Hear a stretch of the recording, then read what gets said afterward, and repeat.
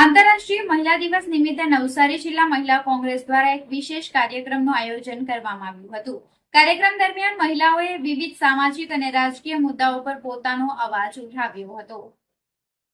કાર્યક્રમ અંતર્ગત એપ્સ્ટીન ફાઇલમાં કેન્દ્રીય મંત્રીનું નામ સામે આવતા તેમના રાજીનામાની માંગ સાથે સહી ઝુંબેશ આયોજન કરવામાં આવ્યું હતું। આ ઝુંબેશ દ્વારા મહિલાઓને પારદર્શિતા અને જવાબદારીની માંગ સાથે વિરોધ નોંધાવ્યો હતો। આ કાર્યક્રમમાં નવસારી જિલ્લા મહિલા કોંગ્રેસ પ્રમુખ અર્ચના સોલંકી તેમજ નવસારી શહેર મહિલા કોંગ્રેસ પ્રમુખ સમીરા શેખ ઉપસ્થિત રહ્યા હતા। તેમના માર્ગદર્શન હેઠળ મોટી સંખ્યામાં મહિલાઓએ સહી કરીને ઝુંબેશને સમર્થન આપ્યું હતું। કાર્યક્રમ દરમિયાન મહિલા કોંગ્રેસના આગેવાનો દ્વારા મહિલાઓના અધિકારો, સુરક્ષા અને સમાજમાં મહિલાઓના સશક્તિકરણ અંગે પણ વિચારો વ્યક્ત કરવામાં આવ્યા હતા। મોટી સંખ્યામાં મહિલા કાર્યકરો અને સ્થાનિક મહિલાઓ હાજર રહી કાર્યક્રમને સફળ બનાવ્યો હતો।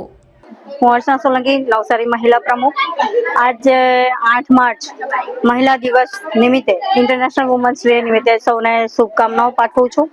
આજરોજ અમે નવસારી મહિલા કોંગ્રેસ દ્વારા એક કાર્યક્રમ કર્યો છે, જેમાં ભાજપના કેન્દ્રીય મંત્રી એપ્સ્ટીન ફાઇલમાં એમનું નામ આવ્યું છે, તો તેમના રાજીનામા અંગે અમે રજૂઆત કરી છે। તેમાં સાઇનથી શરૂઆત કરી છે ને સૌ મહિલા મિત્રો અને સૌ મહિલાઓ સાથે મળીને અમે જે કેન્દ્રીય મંત્રી છે જેમનું એપ્સ્ટીન ફાઇલમાં નામ આવ્યું છે, તો તેના રાજીનામાની માંગણી સાથે સૌ બહેનો સાથે મળીને અમે આ પ્રોગ્રામ કર્યો છે।